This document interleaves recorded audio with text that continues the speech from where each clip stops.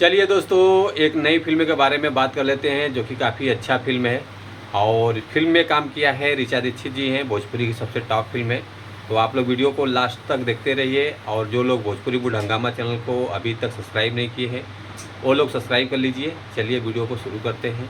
नमस्कार दोस्तों, मैं हूं सतीश। आज हम जिस फ़िल्म के बारे में आप लोगों से बात कर रहे हैं, फाइनली ये फ़िल्म रिलीज़ होने जा रहा है। जिस चैनल से रिलीज़ होगा वो आगे बात करेंगे।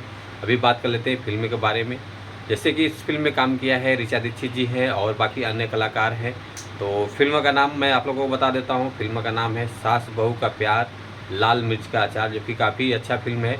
इस फिल्म का पोस्टर रिलीज हो चुका है और इस फिल्म के निर्माता हैं अमित कुमार गुप्ता जी और निर्देशक हैं शत्रुघ्न गोस्वामी जी। और ये फिल्म आ रही है 18 जुलाई शुक्रवार सुबह 7 बजे रिलीज होगा। Captain watch hits YouTube channel से ये फिल्म आ रही है, जो कि काफ़ी अच्छा चैनल है।